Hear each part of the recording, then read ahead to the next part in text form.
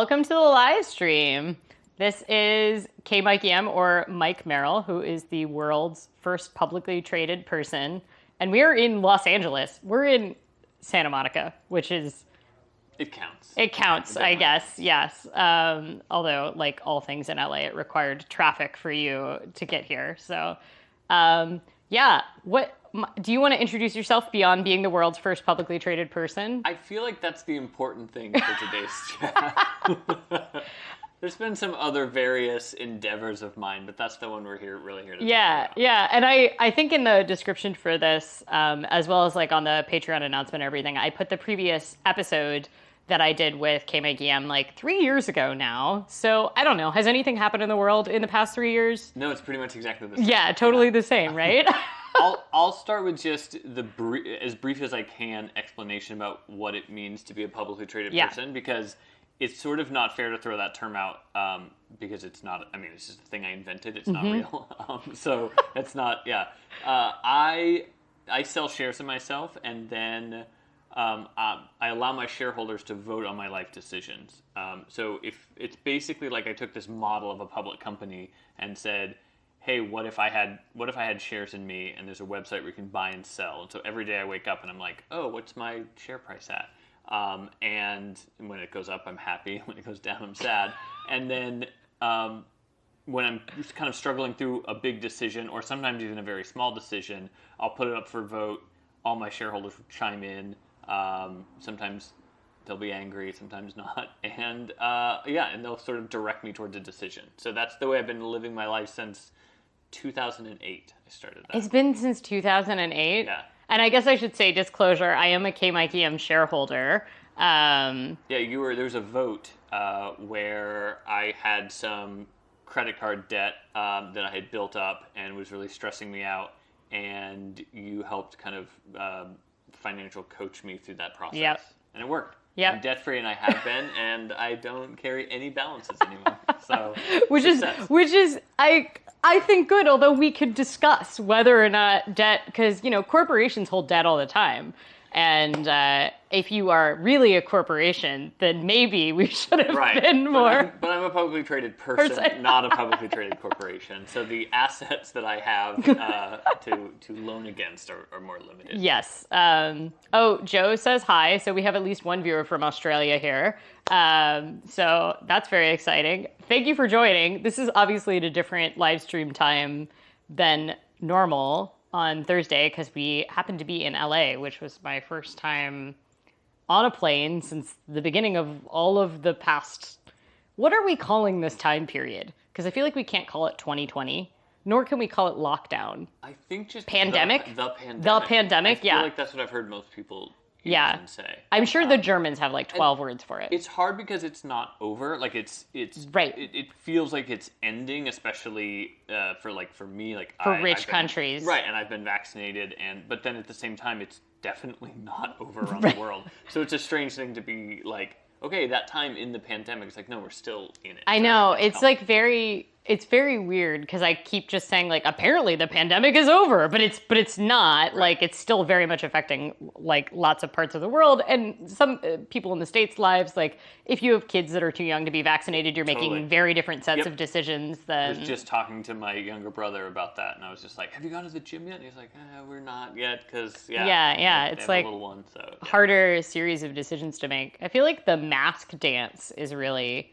It's getting more and more complicated. They just announced on... Yeah, we landed in California like the day that everything got removed. And then every company that I've ever bought something from that has my email address in California seemed to email me and be like, just so you know, still masks. Like most of them, or many of them. And it's like, okay, that's fair. Yeah. Though I was excited because the gym is going to go maskless. And interesting. Yeah, no, they're going maskless only for people that have been vaccinated, but they're doing that on the honor system. So it's like... Right. Okay.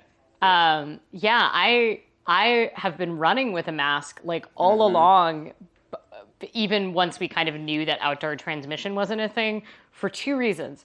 One, I figure it's altitude training, right? Where I'm like, and I, for quite a while, I had planned to go to skate in Sun Valley for adult skating week at the end of the summer. And I was like, well, if you do your cardio with a mask on, and then also prior to the vaccine adult announcement, I was always planning to go back to the rink, and I was like, right. The rink is like, I skate with teenagers, because I feel like a lot of things happen very fast in the US where they were like, oh, unvaccinated people or vaccinated people like don't need to wear masks anymore, right, and right. like kids got approved, and then even younger kids got approved and everything. But I was sort of like, well, I skate with all these teenagers and like 8-year-olds, and I'm gonna have to wear the mask inside forever. So I was like, oh, it's good cardio training. But yeah, anyway, it feels polite now to wear it, even when, I know it feels like it feels like it's like removing your shoes in certain people's houses, right? It's like the also the checking in with people. There's this whole like respectability dance of like, where are you on this spectrum? Yeah, we had a plumber come and we were like, oh, are you vaccinated? As he came in, and he was like, no. And we're like, oh, okay, fine, we'll go get masks. Like for his benefit. Yeah. And so like that dance. But yeah, first flight. Flight. I also just recently did my first one, and it was initially very weird, and then pretty normal. Yeah. So.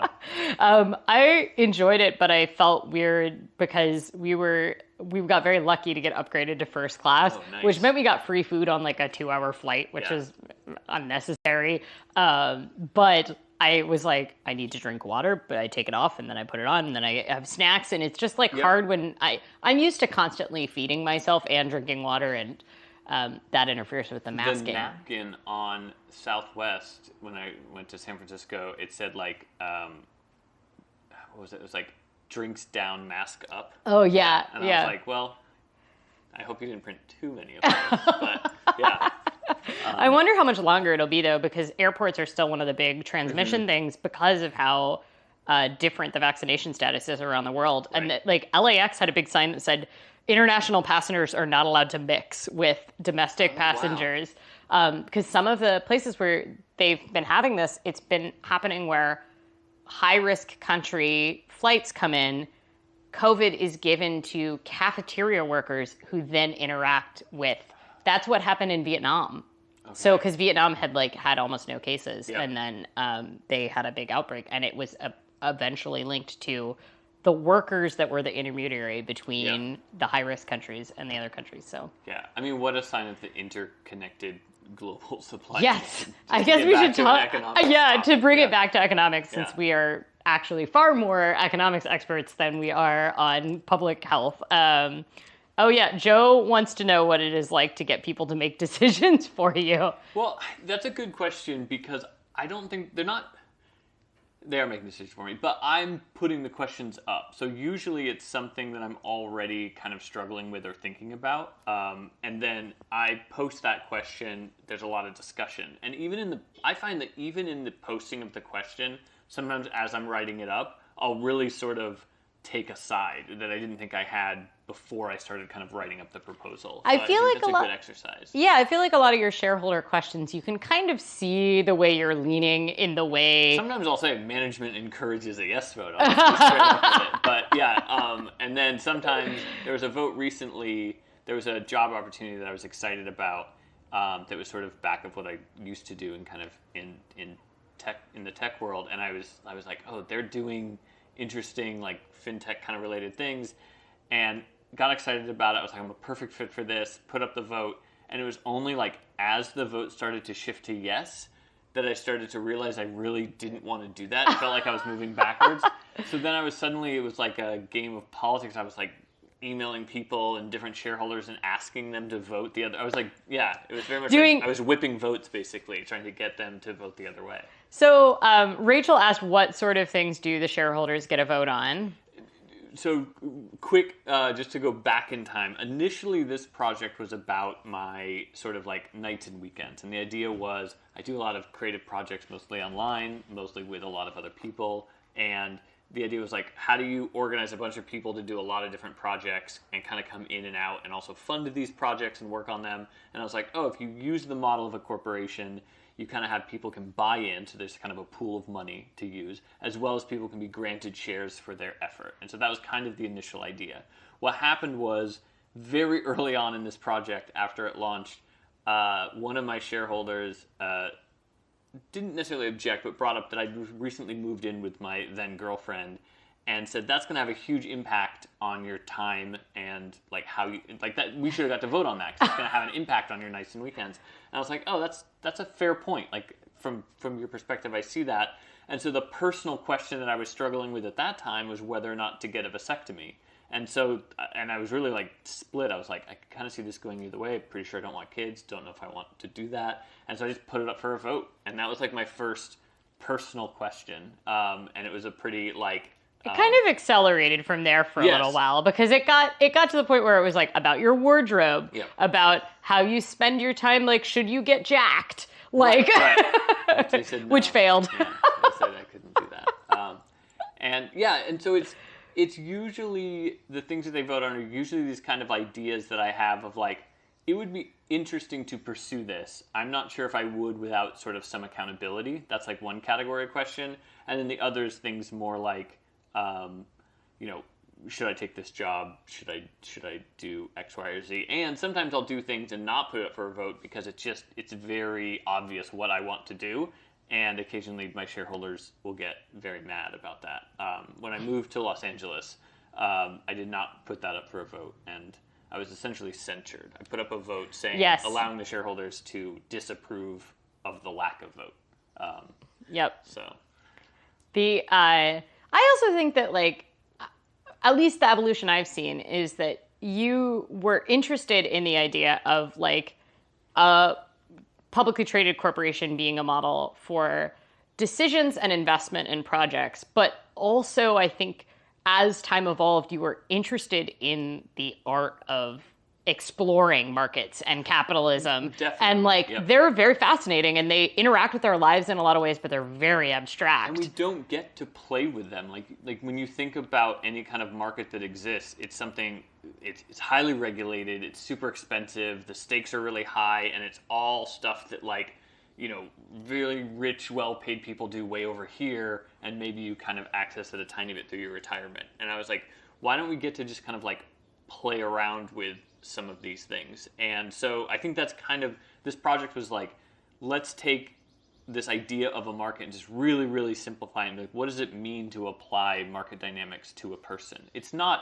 always a good idea. It's definitely not something I'm like, everyone should be publicly traded. Right. You get into philosophical questions around free will or Yes, whatever. Exactly. Yeah. And what is like the fact that like literally my mood is affected by drastic, share price movement. So there's definitely some like, pros and cons to the whole thing. I have felt like Patreon has been a really interesting exploration. So like the Personal Finance Society, my patrons have supported essentially it increasingly is just whatever project I'm working on. Because when it started, it was very explicitly just my radio show, Oh My Dollar. Yep. Hey, I've been doing this without having like a membership program, and I've been turning down a lot of types of ads because of trying to make the kind of content I want and not have things dictated to me by advertisers. Would you be willing to throw in so that I can like work less other jobs, right? And slowly what's happened is like things that you've mentioned that happen to you, which is that like if I lose patrons, I try not to take it personally because I know like I go in and out of other people's Absolutely. patrons, Yep. and it has more to do with me than it has to do with what they're making. And if it does have to do with what they're making, maybe they shouldn't have been. I shouldn't have been, their patron in the first place, or whatever. It should be easy come, easy go, but it doesn't feel that Right. when you see the Right, when you see the number, and also the number is publicly facing for both of us, right? Mm-hmm. So like my Patreon is publicly facing, and it other people that I don't know see the valuation of my Yes. projects based on that, of the idea of the collective idea of how much other people are willing to put into it, right? Which is also, I think we get a little bit of that with sort of social media and like follower count and things like this. But I think when you put it into finance terms, it feels a lot like cleaner, but in the bad way of clean, like distilled, like a harsher chemical. Because version money of it. is emotional, which is like pretty much the premise of all of my projects, right? Which is that like really money is more emotional than it is numbers. And like every time I think I try to explain the stock market on any of these live streams, I try to explain that the stock market is not the economy, and the very real effects of the economy. The economy is real in our lives, right? As abstract as it seems, you know when your rent gets more expensive. You know when you make more or less money at your job. You know when the price of a coffee or a gallon of milk goes up. Like, the economy is real. The stock market is fake. And the stock market is fake because it is based on the whims and emotions of a collection of people. That is literally what it is, which it's supposed to model the value of those things, right? We are modeling the value of those projects and those companies through a price, but it's also the animal spirits, right, of the market. And I think it's like, it's designed to be dynamic. You wouldn't want your, like, the price of milk to fluctuate as much as the price of milk futures, right? Like once you turn something into a financial product where you can trade it and move it around in highs and lows, like, that trading is supposed to actually help stabilize the price, right? So that the end product ideally stays, you know, maybe roughly the same and correlates to inflation, et cetera. Like, you wouldn't want live markets for most things. Exactly, totally. And like, I think I would, but most you would want them. Well, and I think that's actually part of the, like, you were saying how follower counts and subs and everything like that. Like, we're fascinated as people by the dynamicness in that valuation, where, like, a lot of people that don't follow anything going on in the beauty vlogging world were, like, riveted to the subscriber count during Dramageddon as we watched, like, Tati, I don't even know her last name, but there were live feeds just to watch her subscribers go up while James Charles went down. And it was entirely based on this, like, idea that, like, we are interested in the moving of markets, because once you've hit 14 million or 20 million subscribers or whatever, no individual is going to move that. Right. No amount of YouTube bots is really going to move that in a significant way. I would argue with that, though. Like, just on the YouTube bots part, because, like, it was, I mean, and I did it on a much smaller scale, but in, like, 2013 or 14, there was some New York Times article, like, the first wave of these kind of follow bots, and I was like, oh, like, I don't care about my social media that getting much. shut down. And I was like, sure, I'll buy, you know, and so I think I bought, like, 10,000 or 20, I don't know what it was. It was very inexpensive for a lot of garbage followers on Twitter.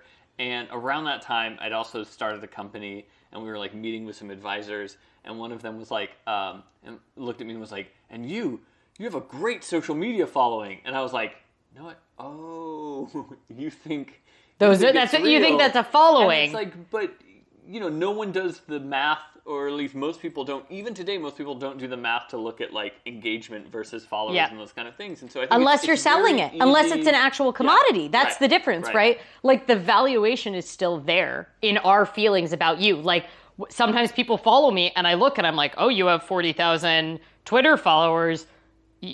You must be impressive for some reason. Sometimes I'm, like, looking at their bio being like, what did you do that would justify that? Because your tweets don't seem that exceptional, you know, and the valuation we buy into, but unless you're selling the product of your followers, no one looks into it. And sometimes you can sell the product of your followers in a different way, which is like, oh, your company is young and hip because one of the followers has Twitter followers or Instagram followers or whatever, and you're selling it in an indirect way, and no one's doing the engagement because they don't have the algorithms that sit there and go, what's the engagement rate? But to me, it was wild to be like, I now was put in a position to be like, oh, if I correct them, it looks like I'm kind of, like, lying, and really I was just, like, experimenting in this thing that I thought didn't matter. Yeah, and so that put me in a really, and I was just like, I didn't say anything. I was just like, I was essentially like, you people are not that smart. Because it's very clear when you see, like, 40,000 followers and 2 likes. And I've scrubbed them all since, so I don't do that anymore. But it, you know, I would again. I like that you feel the need to clarify that. Well, I'm just thinking if someone goes and looks now, they're going to be like, he's lying. And I'm like, no, I had it. I got rid of them. They trickle off. It was also interesting because they get killed off by the. And so I would actually watch as they went down, and that was also interesting. Yeah. And I think also, you should be able to buy followers. Who cares? Why is that even bad?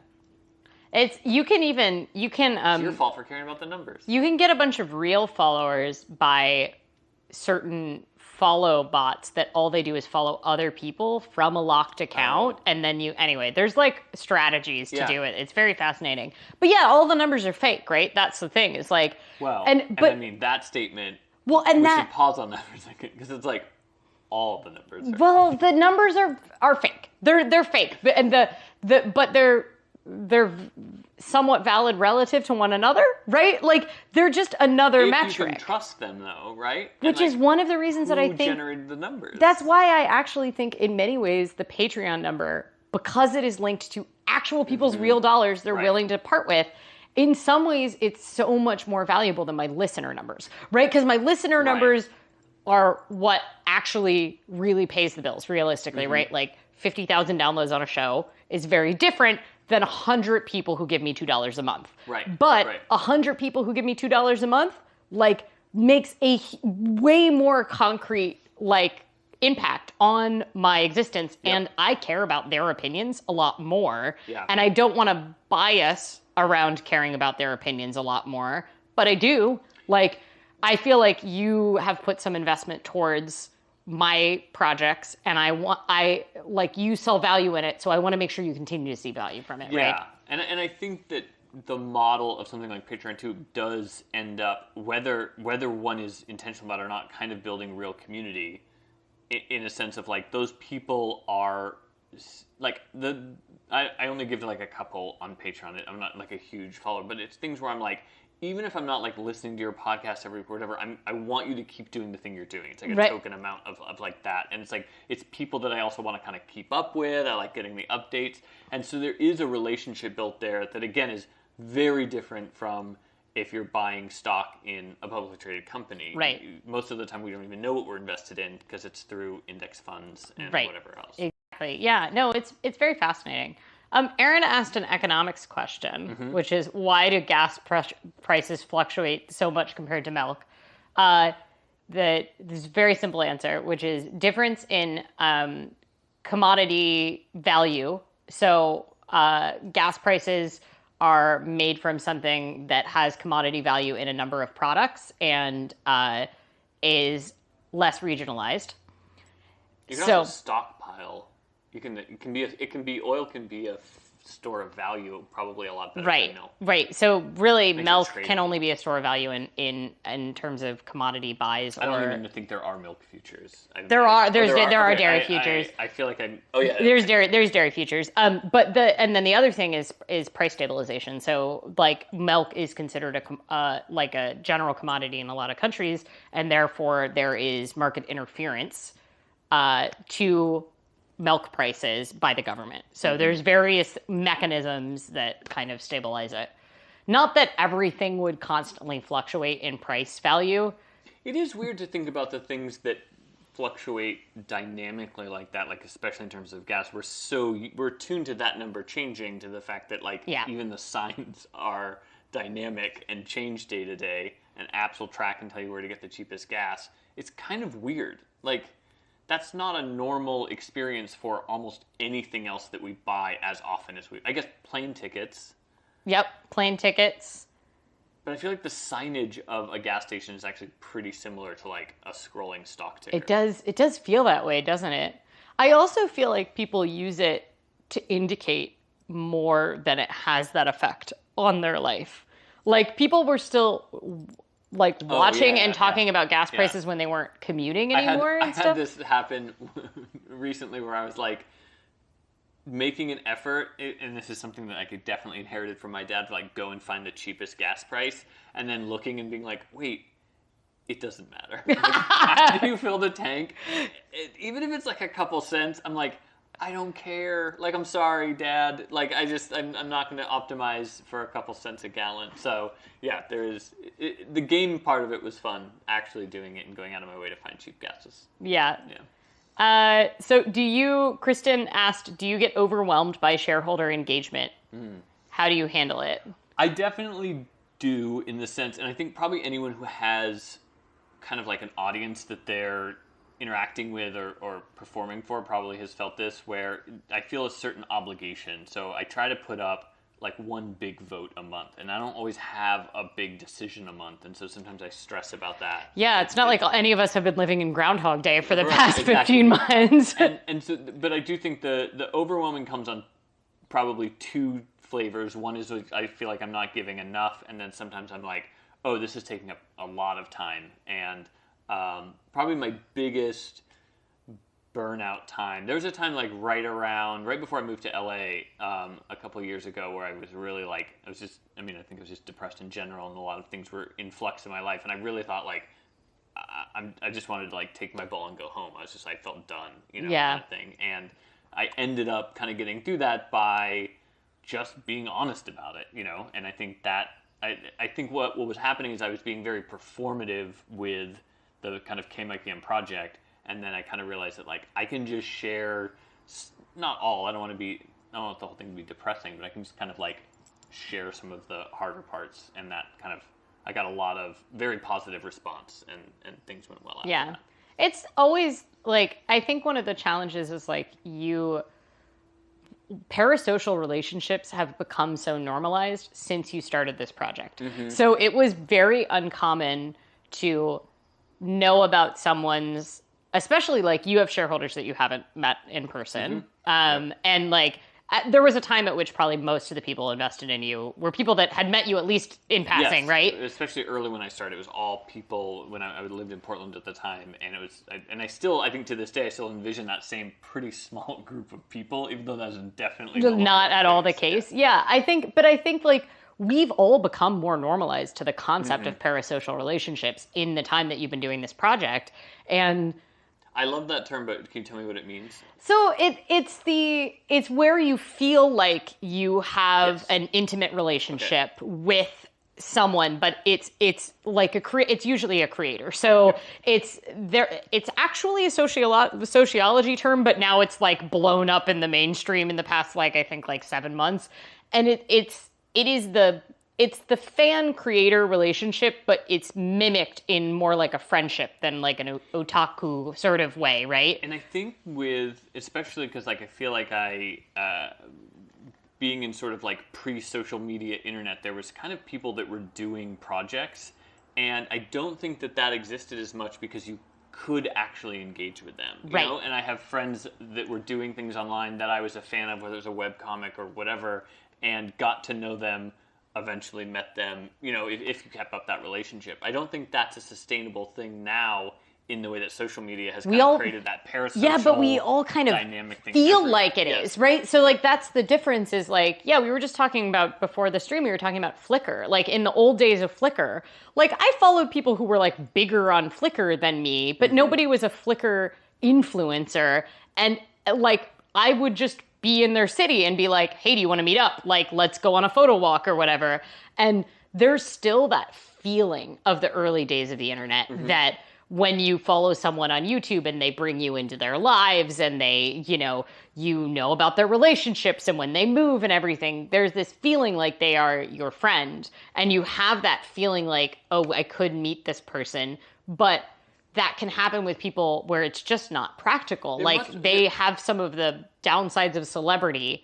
There's got to be like a Dunbar's number, but for celebrity, where you hit that mode. Right, because, totally. Like, I think like right now, I think I have it's like just over 1,000 shareholders, and I think there's more kind of users than that on the site because some people don't lurk.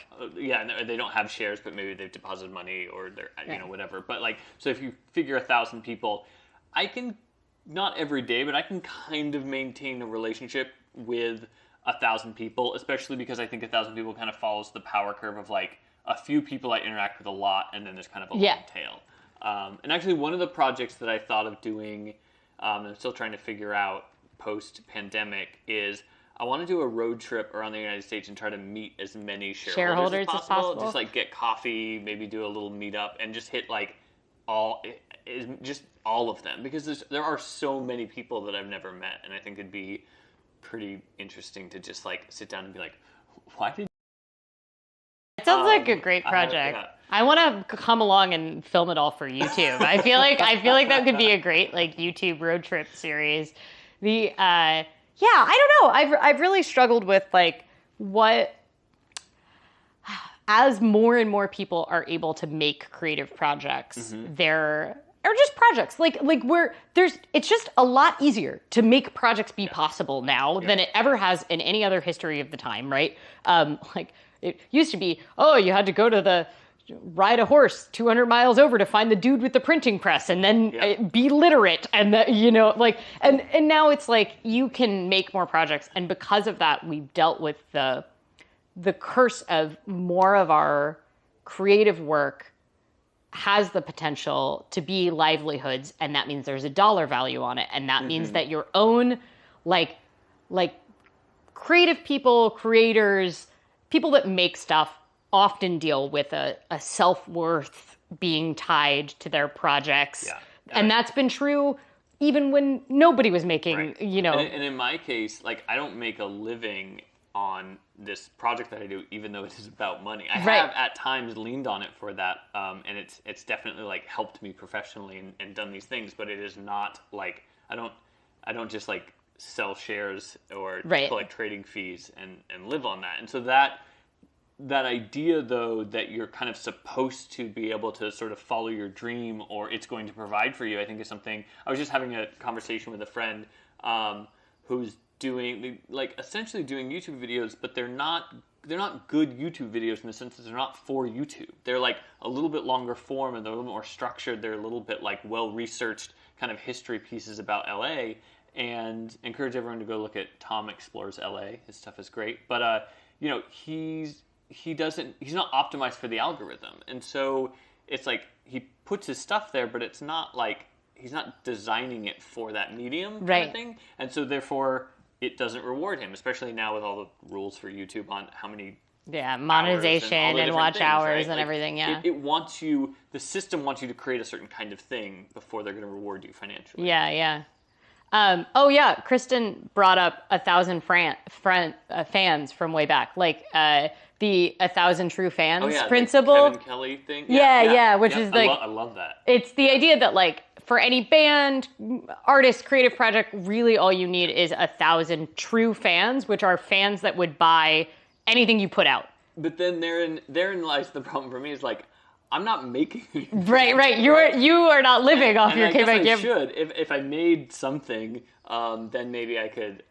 Maybe my 1,000 true fans would buy it, and I could make a living off of it. Yeah. But like, I don't know. Maybe that's one of the questions I should ask them when I tour the country: is what do you want me to sell you? Right. Well, I've been very surprised at. I wouldn't say maybe I have 1,000 true fans. I don't know. We have about 1,000 people who are always active on the forums, I would say. So we get like around 300,000 page views a month on the forums, but there's like 1,000 people that are like always can be relied upon. And they're not necessarily the same 1,000 people. Right. So maybe I have 1,000 true fans, but not all of those people are in the position where they're going to buy anything I make. Sure. But I have been surprised how little it matters what I am selling, because like I launched a freaking tea brand last year. I bought that tea. Yeah, and I was like, it was just a product I wanted to exist, and I like was annoyed no one else had made it, and so I made it, and I like begrudgingly sent it out to my mailing list, because Oh My Dollar is a huge mailing list. It's like 10,000 people. Yeah. And I sent it out and I was like, I'm sorry, but I like almost never mail this list, but I launched this thing and like, I just wanted to let you know because it would feel weird to like not tell you. Yeah. And then it like sold out within like the first couple hours. But I think that's because my theory is that like those people are as much fans of you and what you're doing as they are kind of the concept of Oh My Dollar. Right. And so it's like no matter what, if I'm following someone, even if they do something like, especially if I subscribe to someone's mailing list, like if I step over that line, like I'm welcoming you into my inbox. Yeah. I want to know everything. Right. Like, so that makes sense to me. But I felt that similar thing of like, what am I allowed to tell this community? Because it does feel like I've put this kind of framework of like, this is about markets, economics, etc. Speaking of markets and economics, like, I feel like so much stuff has happened in the past year where there is a general awareness of markets and stock markets among like my peers that never would have otherwise uttered the words like short squeeze before. And there's been more interest in talking about market concepts. And I've always thought that your project has such potential to like, what would a hostile takeover look like? Absolutely. And I've had friends, especially early on, who never bought stock and bought shares of me. And I was always like you should go put some money in an index fund. Like, I am not your kid's like, college fund. Like, that's a bad idea. But I do think that, like, because the market that, like, we built from scratch and is very, very simple. It's an entire market of one stock, you know, and it trades very low volume. And you can really wrap your head around understanding it. It works as a really good model to understand those things. And I've for a long time been like, how do I allow people to short me, for example? Because I love when someone gets really angry about this project and they bring up all these things about how it's dystopian and inhuman. And I'm like, yes, those things are all true. Can I run a shorting market that only has you as the only available short position to take? I would have to make, well, I guess you would have to loan shares to someone. Yeah. Or I would have to make available somehow where you could borrow shares from me in order to sell them. And so it's funny to think about because I feel like in trying to explain shorting a stock to people, you always have to come back to these very physical analogies of borrowing something, selling it. You know, and then it's like, but then when you try to wrap your head around, how do you actually physically do that? How do you make it in software? You're like, oh, that's complicated. It's actually hard. Like, that's a hard problem to solve. Building a market was hard. Like, there was stuff I didn't know that we should have known as we were making it, you know? And it's like, we were like, oh, yeah, we definitely need to make sure that can't happen or that does happen or all these tiny little, like, use cases and edge cases. So it was definitely like, it's harder than, you know, now you could just open a Robinhood account and click and confetti fall. I think they canceled the confetti, but they made it very like a video game. They canceled the confetti after everybody broke Robinhood. Yeah. I think that uptick, I think the kind of constant bubbling murmuring of cryptocurrency and people are kind of like anytime anything like blows up and becomes like a huge, like someone became a millionaire somehow, there's gonna be stories about that. So that's been going on for a while. Then GameStop. But then I think even before GameStop, I think a lot of that stuff was like, and this is not my original theory, but there's like how like sports kind of stopped. And so a lot of like sports energy just turned to the markets. 100%. Which I'm like, that's bad because you should not bring the same mentality you bring to your fandom of your favorite basketball team or star to investing. Unless you have a lot of disposable income. Right. Well, and that was always one reason that I stayed away from talking too much about day trading, kind of finance concepts and stuff like that. It's not that you can't make money doing day trading. But you won't. There are people that are willing to put in the time to sophisticated instruments that can make it a decent side hustle, day trading. I'd argue with that. I kind of agree with you. I don't know how much you need to argue with that. Okay. But like, I don't want to discount that there are people who can make it work. But we have a book club that I'm behind on, and I need to catch up and send an email out about. This is actually the Guilt Hour where we just talk about all the projects that we're behind on. There's we're reading the Flash Boys, that Michael Lewis book, which is about high frequency trading, and it was written a number of years ago, but I feel like is even more relevant today than it was. And it's essentially like the game is rigged. The game is intentionally rigged, especially against the retail trader. Like 100%. And like the way Robinhood works is they are being a bad custodian of your funds and your intentions. They are selling your intention to buy and sell it to someone else. That's how they make their money. So that they can profit off of your. And so again, it's still fun to use. I'm like, it's not. Maybe it's fine. I'm not saying it's all the way bad, but I think it's important to know those things and how those things work, and to know that like you're not going to win if you pick your own stocks. Right. And like you might think that you're a special unicorn and a genius, and you're just not. Like there are people that are who spend all day with the most sophisticated algorithms. Still, it's really hard to tell skill from luck. Yeah. Like in the long run, and so like it's impossible to distinguish fund managers' long-term performance difference from skill from luck. I actually have this idea for a hedge fund that is just randomly assigning certain amounts of money to random stocks, just so that, and then every hedge fund has to pay into it, so they have a benchmark to judge it is against. A random walk down Wall Street, literally. Yeah. Because I feel like everything always gets compared to the S&P 500 or the Dow or these other indexes, and I'm like, yeah, but those are carefully picked, and let's just have a nice actual control and use some science. Can we build that? I mean, you could do it virtually too. I don't know that you would need to do it for real to kind of get the same sense. Yeah. But the random fund. Now I want to build that. See, this is the problem. Is every time we talk, I emerge with 5 more projects I want to do. I also I haven't figured out how to do this, but I feel like there's potential for something involving a SPAC with you, which is how do we define a SPAC? So it's a special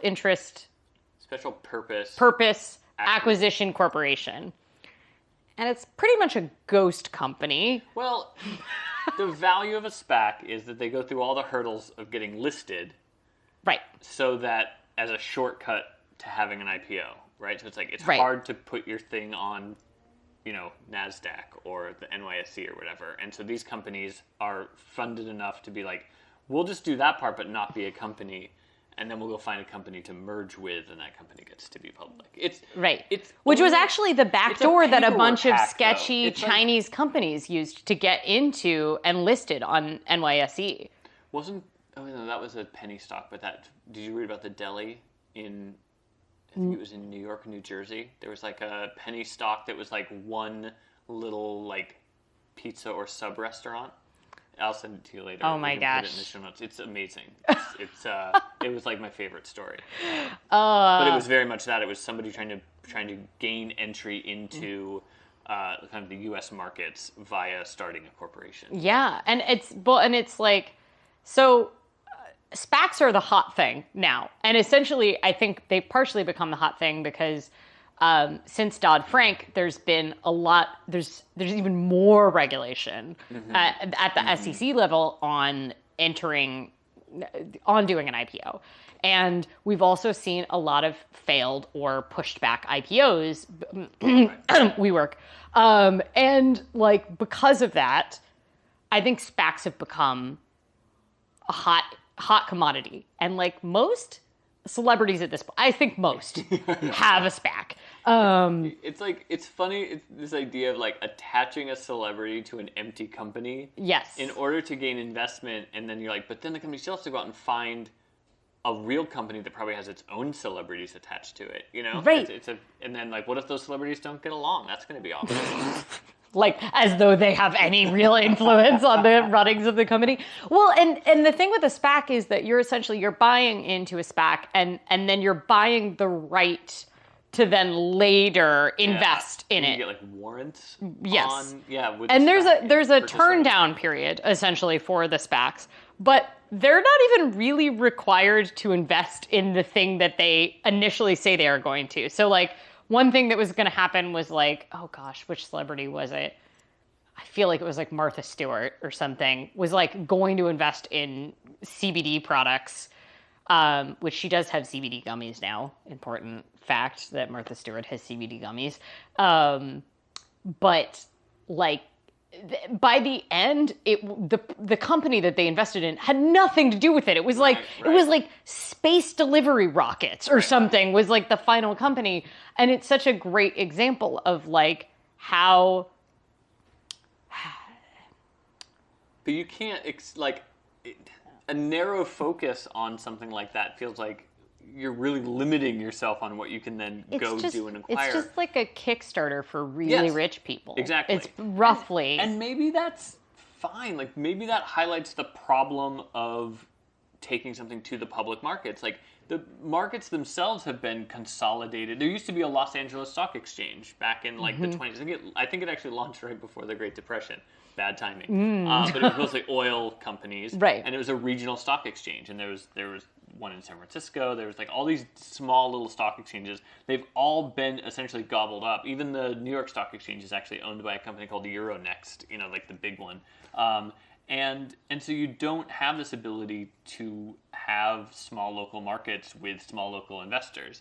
And I think what's interesting and happening right now is there's a lot of these platforms through like the crowdfunding act that is actually allowing you to potentially invest in your corner coffee shop and your hometowns and these kind of things. And I'm super excited about that stuff. And they've like, this is like, some of this is related to your actual like non-KmikeyM like work in the past. But like, one of the things that's very fascinating that's happening is that there was this measure of sophistication of investors in order to invest in projects that weren't publicly listed, right? And so, you know, you couldn't just buy into a hotel being built in your town unless you had...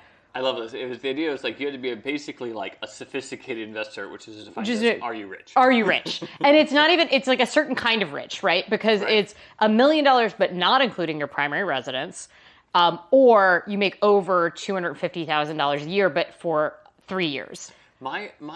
And they just added last year that if you're a certified certified financial analyst, which literally means that you are sophisticated investor because you have to pass a ton of exams. They just added last year that you can do that. It's like an 8-hour test. I looked it up. It's insane. To be a CFA? Yeah. And you have to work in the industry for a year to be a CFA too. Yeah, under someone who's a CFA.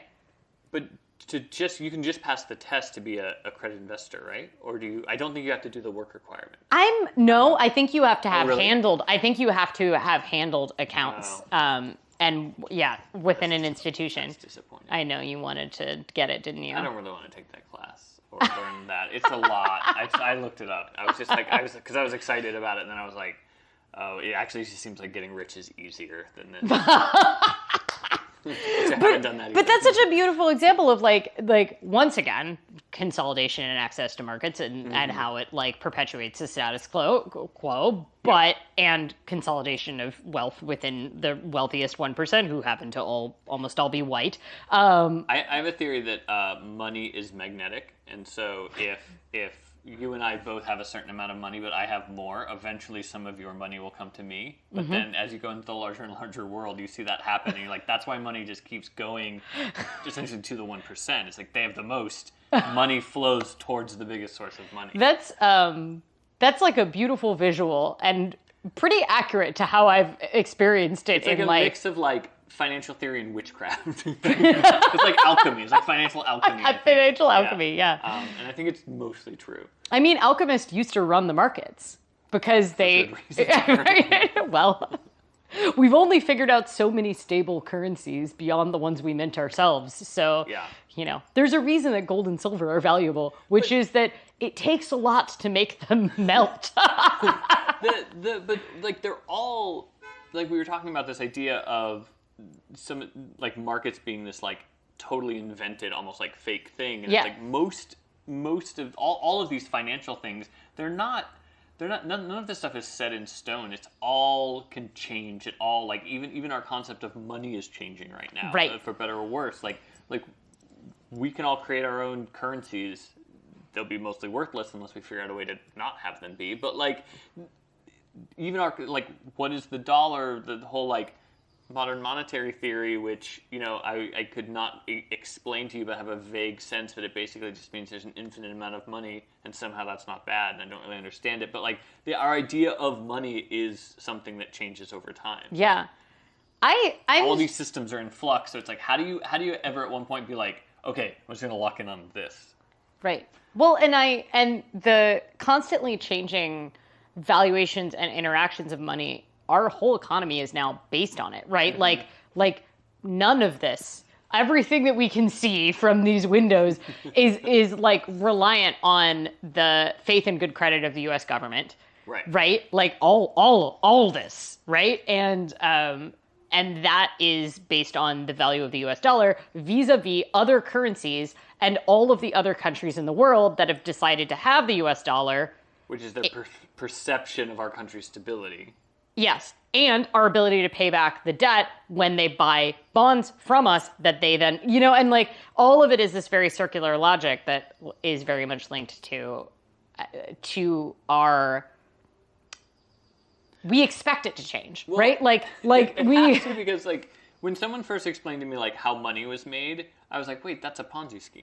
Because because money is made by creating debt. Right. When you create debt, but you're like, okay, let's say we're the first 2 people on Earth, and I'm like, I have an idea. It's called money. Here's a note that says you owe me $5. You're like, but there's no $5. Like, you have to go out and make notes for other people, and it's like, wait, you can't have like the whole system.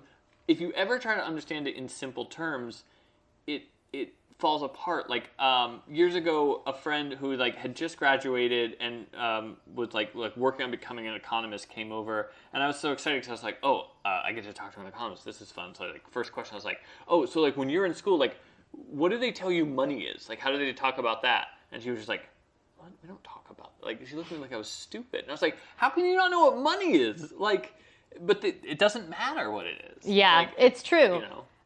Should have come to my college because talked about what money I is. have an economics degree and we talked about what money is all the time. Great.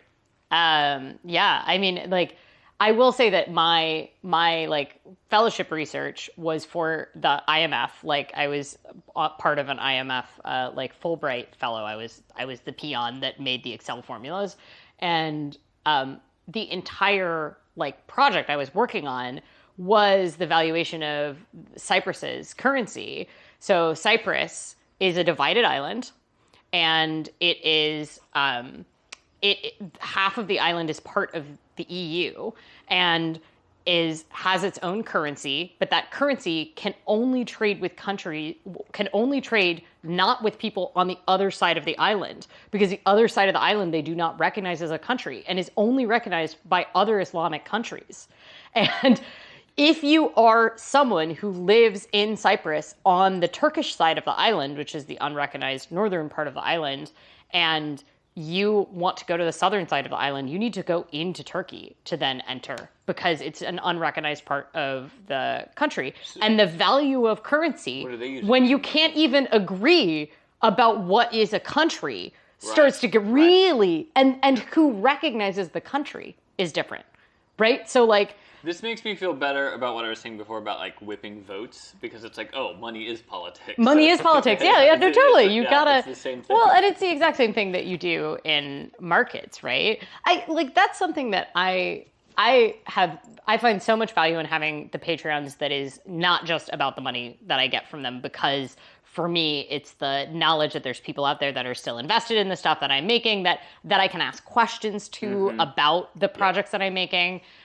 Because one thing I run into is I have, like, same as you, I have a day job on top of this other projects that I'm making, and I have limited resources. And it's like, okay, do I put my time into making this thing? Is this going to be more valuable? Or should I spend more time doing this? Right. What do they value? But one thing I run into is that I have to make my own weighting mechanisms, because some of those people give me $100 a month. Some give me $1 a month. Yeah. But some of those people that give me $1 a month, I think are more representative of a larger share of my audience, right? Like, because the people that give me $100 a month are not my average audience member. So do I weight based on demographics? Do I weight based on, and like, that's a struggle that I run into a lot of the time. Because as much as like one of the things that I like about money, other than that it's money, is that it is a universal value system. Right. But then you can't investigate that at all, because it's actually not, right? It's not universal. It's very subjective. like I was doing a freelance gig for a while, and I was like, oh, cool, I have an hourly rate. I can work on this. Just like, it's no rush. I get to work on it when I want. And then I hit like the boring part of the work, which always happens. And I was like, oh, at this point, I'd be willing to pay to not do this work, you know?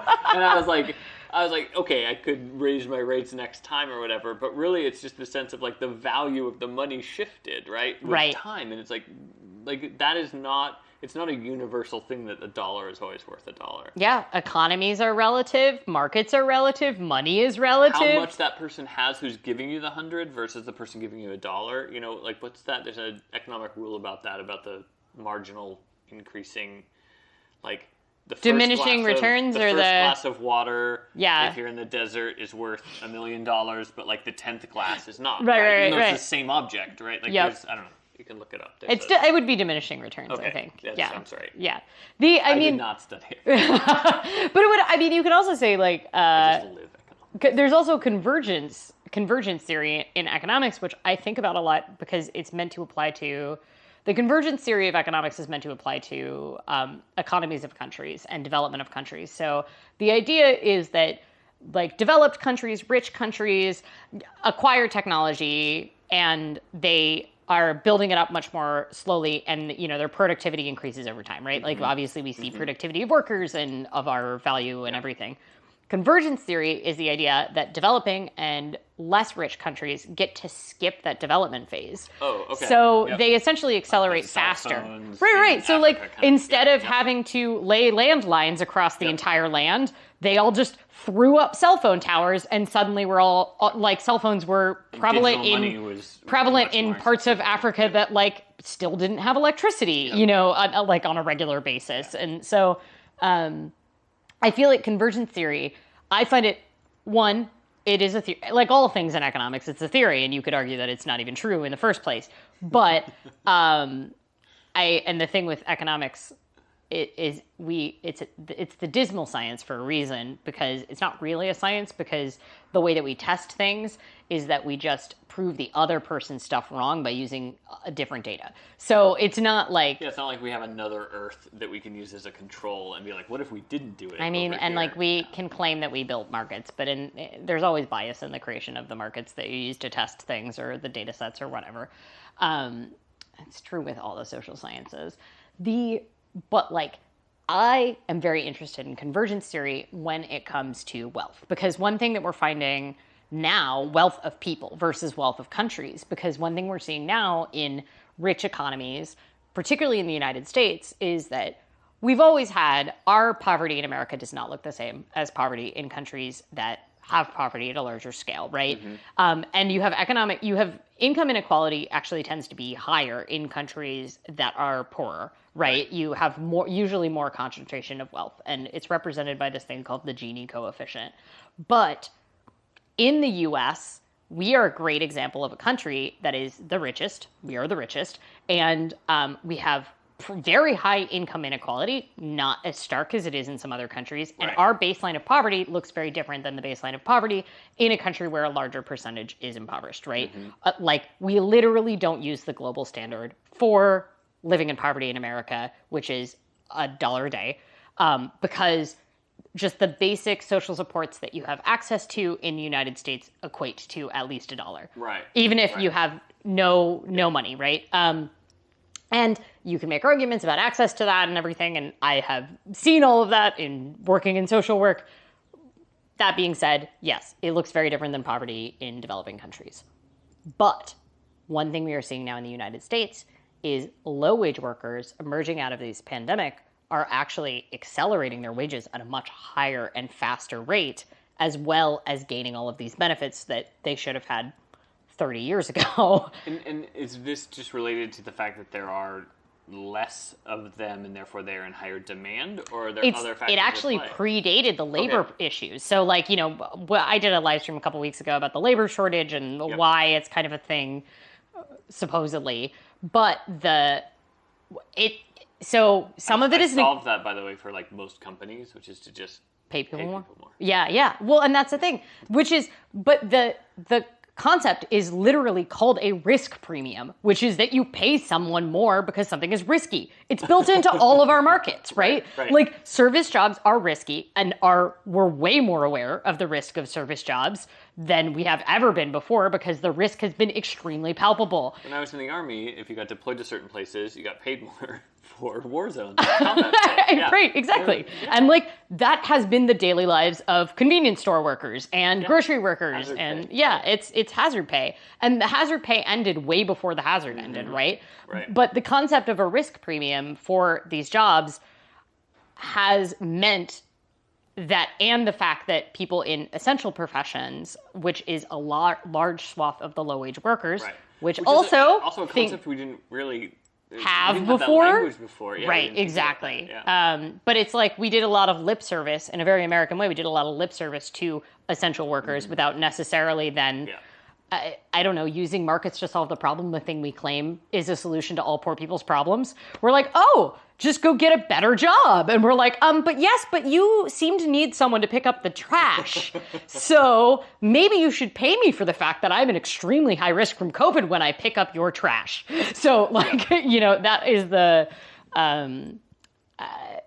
that's one of the like externality issues, which is that we have asked poor people to bear the negative externalities of their jobs for a really long time to their own detriment. And now we are seeing this kind of convergence of, we are seeing low-wage workers pay increase at this extremely rapid rate, combined with all of these short-term benefits that we're giving right now. Like if you're getting your health insurance through the exchange and you're below a certain income, below 400% of poverty level, which is around $42,000 for a single person per year, it's essentially free now. And there's all of these ways that, and it not fixed, just to be clear, that did not fix health insurance, in case anybody is wondering. America is still very broken.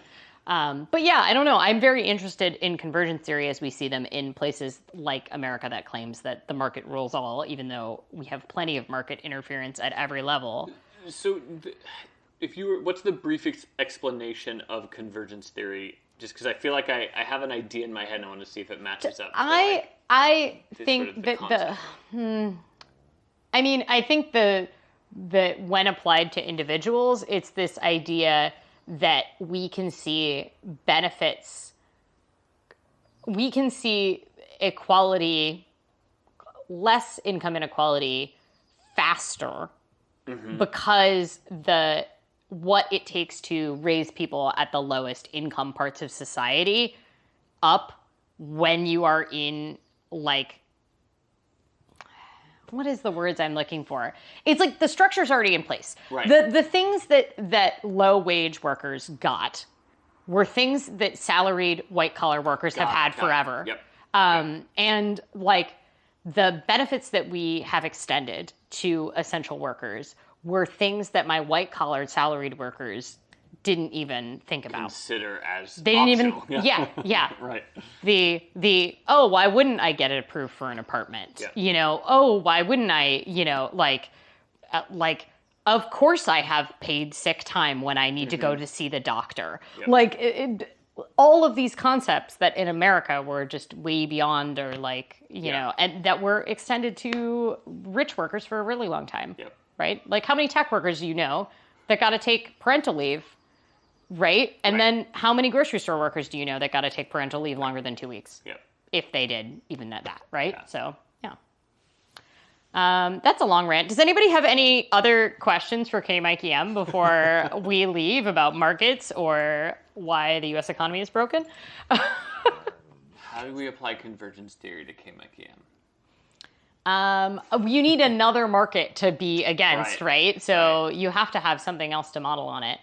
I'm desperate to figure out a way to short you. I also, maybe the existence of KmikeyM is an example of convergence theory, because it is taking this thing that only exists for giant companies and applying it to a person. That's kind of true. That might be a stretch, but yeah. If only we could benefit from all of the technology that they have that exists in this. That's true. If you think of sort of the language and theory as technological benefits, then maybe that counts. I'm way back. But yeah, that's any other shorting. I want to do definitely at some point. I don't know how to work. What else do I want to do? I want to apply essentially any economic concept that you can think of, even if it would potentially harm me. I want to eventually build into the system. Yeah, what's your final economic concept that you would have to try? I mean, it feels like it would either have to be some form of either bankruptcy or a hostile takeover or a leveraged buyout. I like a leveraged buyout because that feels like the very 80s villain version of... It's true. Someone loans me enough money to buy out all my shareholders, and then I do something with that to make more money. I haven't figured out how that is going to work yet, but... yeah, I do feel like a leveraged buyout would be the final act to get out of the whole KmikeyM empire would be... And then I would be somehow deeply in debt to a single person, and then they get to decide everything that I do. Yeah. Maybe that's some sort of analogy for marriage. It sounds very like Regency England, you have the estate and you need to marry someone who comes from enough fortune that her wealth can save the estate. Right. Like, yeah. Yeah. I have the thing. I just need to, maintain the grounds or whatever. Yeah, that's interesting. I would have to do so much more research to really effectively do it, but I'm desperate to do a series on Regency England and all of the different ways in which the books and the movies that we consume, they're all just about economics, right? Like Jane Austen was obsessed with economics and and she is the mother of this entire genre. Yeah.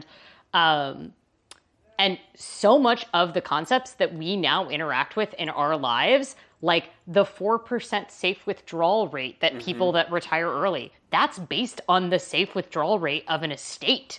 Like in Regency England, how dowries, like the living per year that comes out of the dowry is like, that amount is like set, and there's like ownership rules around it that influence now how we think about, like, it's very, very fascinating. It's not like people sat down and were like, what's the logical answer? They were just like, oh, it just matches this thing we did before-ish. We'll use that number. Except that a lot of that is logical, but it was like only accessible to this very particular class. Okay. And that class was landed gentry. And what's fascinating about the landed gentry was that, like, you knew where you stood. And like in the landed gentry world, and you could physically see people's wealth. Right. And a lot of the criticisms of, like, as you got the nouveau riche that kind of came into it, was the idea that, like, you could never truly be like a gentleman if you made your money from trade, because that isn't always evident in the same way as the landed gentry, which is literally just the farming of the land that they just happen to own because someone built it before.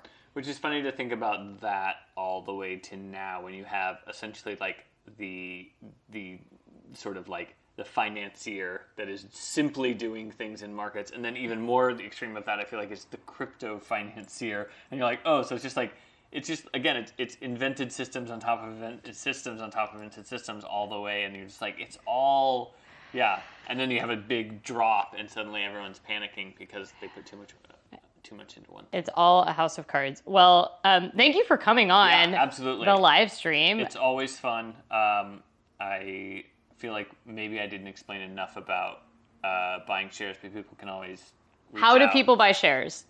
It's not, to be fair, the website needs to be, anyway, there's more apologies. It's my fault. It's you can buy shares on the website, though. Yes, it's you sign up, you get an account, you have to deposit funds, and then you can buy and sell. And maybe I'll sell you a share. Yeah, exactly. I don't actually, we could look at what the current offers are, but I think it's a very good way to understand markets. It's very fun. You get to be involved in my life, if that sounds interesting, and you get to tell me what to do. People like that part. Yeah, I think that it's fun to feel like you have a real stake in how someone else lives their life, because I think we all like to believe we do. But this time we have a whole share of KmikeyM to back it up. So I don't know if you've ever been an Oh My Dollar patron and been disappointed in the way a poll went. Instead, you could go and influence the poll beyond possibly one single vote. So it's less democratic, but still somehow fair? Question mark. But is democracy really democratic? Fair enough. Oh my gosh. The Economist had a whole article and then like podcast about whether like America and meritocracy. And it was hilarious to hear a bunch of very posh British people discuss how offended they were that we had legacy admissions for colleges in the United States, and how America thinks that they don't have class, but actually they're a very class society, and it was hilarious. And that feels very much pot calling the kettle black. I felt like, and they also kind of attacked our belief in our democracy, and it was very fascinating. Yeah. I was like, but who has the House of Lords still? But I also feel like if anyone's gonna like wag a finger at us, it should be England, because it's like that is like, you know, mom and dad to a certain extent. Yeah, and also making really poor decisions that they had every way of knowing it was going to go as poorly as it did. We could be England. It's their fault. Don't lose any more colonies. Okay, well, now that we've alienated the Brits, it's fine. It's 2 a.m. there. They're not awake right now. All right, well, thank you very much. I will be back Sunday night. Go possibly consider buying some shares of KmikeyM and KmikeyM.com. And I believe that link is in the description below. If it's not, we'll add it. And I'll see y'all soon. Bye. Bye, thanks.